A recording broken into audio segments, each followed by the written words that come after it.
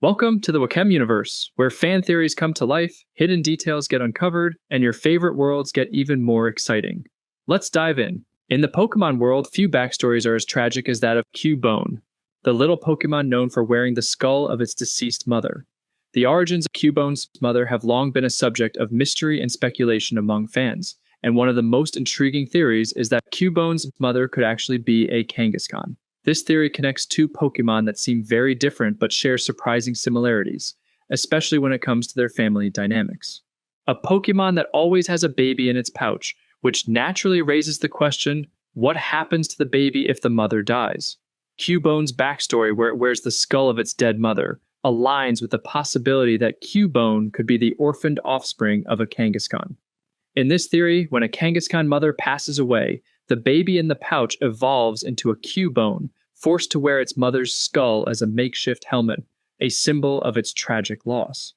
Interestingly, early sprite designs of Cubone even show a potential connection to Kangaskhan, suggesting that Cubone was originally meant to evolve into Kangaskhan or share a closer relationship with the species.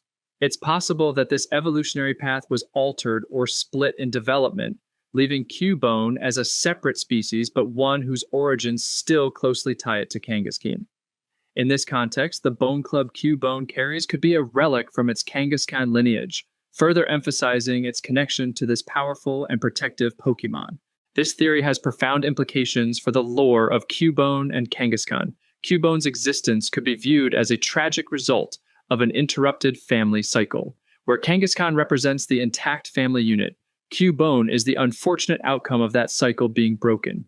The baby is left to fend for itself, evolving into something far more solitary and sorrowful, wearing the remnants of its lost family.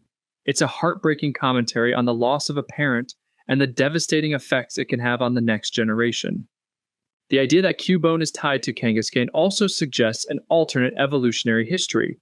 Perhaps, at some point in the game's development, there was a planned evolutionary link between the two Pokemon that was ultimately removed. This could have been done to maintain Kangaskhan as a unique Pokemon, or perhaps the developers wanted to explore a different angle for Cubone's backstory. Regardless, the missing link between Cubone and Kangaskhan creates a sense of mystery and tragedy that remains a defining feature of Cubone's lore to this day. This theory also raises interesting questions about the evolutionary process in the Pokemon world. If Cubone is truly a broken-off evolution from Kangaskhan, then it would imply that the evolution of Pokemon is not always a simple linear process. The evolution of Cubone may have been a result of environmental factors or even traumatic experiences that caused it to develop into a Pokemon that bears the weight of its past, in such a literal way. Cubone's journey through the world could be seen as one of survival, a small creature trying to make its way in the world while carrying the heavy burden of its tragic past.